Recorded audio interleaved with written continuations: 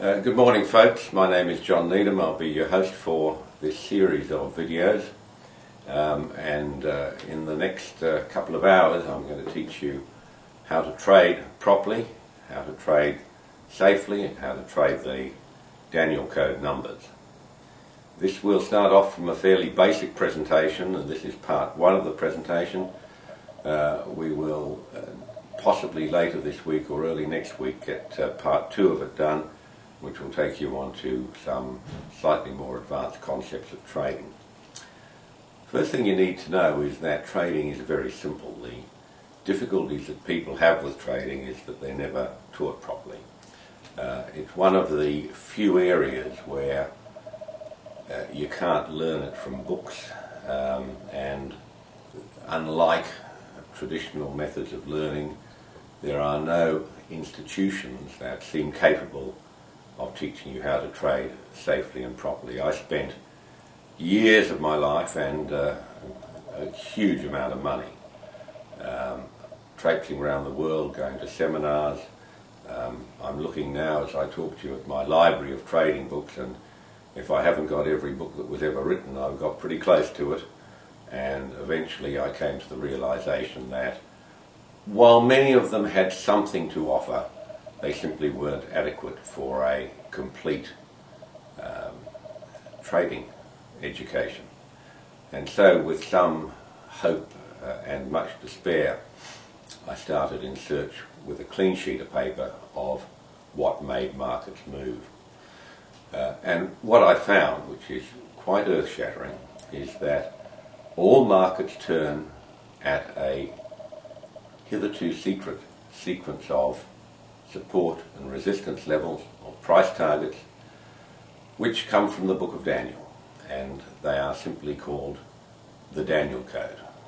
Now, there's much more of this material available at the Danielcode website, which is www.thedanielcode.com, and there are various documents and explanatory manuals and FAQs there, but a lot of people have some trouble digesting the written word, and I've had numerous requests to put this stuff on video. So bear with me today. There'll be some of this stuff that you'll know and you'll say, well, why is he going back to those basics? But we need to build the basics, make sure that everyone's up to speed on them as we progress and go to more advanced concepts later on. This trading manual in video form will be quite long, so you'll need to track through the various segments of it. But take your time. If you haven't, if you get to a stage you say, I didn't understand that, please by all means send me an email, jneedham, JNEEDHAM, at thedanielcode.com. I reply to all emails. I'll be happy to respond to yours. So let's start by looking at charts. The whole basis of trading comes from charts, which is simply a pictorial way of representing price movement, and it's these price movements that we need to be able to anticipate and capture if we're to become profitable traders. So the first chart we're going to look at today, and there's a number of them, is the daily gold chart of Comex gold futures. You'll see that that's just a completely plain representation of the daily chart. Each of the bars is 1 day, and if we go in a bit closer you can see that the bar has a little mark on the left hand side and another little mark on the right hand side, and that's a representation of the open, high, low, closed prices. So the little notch on the left hand side of the bar is the price at which that market opened its session. The highs and lows of the day are the highs and lows of the daily bar, and the notch on the right hand side of the bar is where it closed. If you look at the bottom of the page, you'll see there are a number of little blue diamonds with the letter R inside them, and what they are rollover dates. So we have a number of different types of charts we can look at. We can look at the physical or cash chart that gives us the exact prices of what the underlying commodity or market is doing, and they're called cash or indices. This chart is a futures chart, so the little R signals are where the futures contract rolled over. Most CME futures contracts are for 3 months and roll over every month. Other markets like oil, for example, will roll over nearly every month. Some of the agriculturals, the grains have, and the meats have different rollover times and different periods for which the contracts run, depending on market patterns of harvest, slaughter, major holidays, etc. So you need, as a first rule, to find out, if you're trading these markets, what market is it that the commodity trades on, and there's a number of them. The CME, or Chicago Mercantile Exchange, is the main futures market in the United States and the world. CBOT, the Chicago Board of Trade, previously handled grains and meats quite dominantly. They've now merged with the CME, but S&P and Dow indices are traded on the CME. Obviously, most developed countries have their own stock exchanges, so the Australian SPY, for example, is traded on the Australian Sydney Futures Exchange. It refers to the Australian Stock Exchange. London's FTSE is traded on the London Exchange, the DAX is on another exchange, and so forth and so on.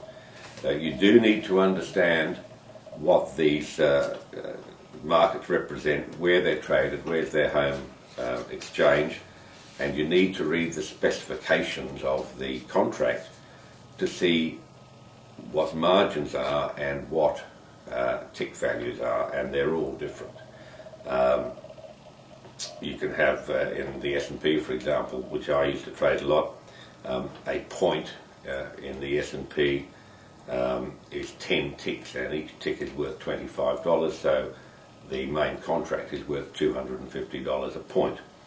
When you get down to the smaller version of the S&P, the electronic version, the E-mini, it doesn't even trade in tenths, it trades in quarters, and a quarter point is, from memory, $12.50, I think, a tick. So even within the same market, different contracts can have different tick values, so you need to be across that and understand what it is.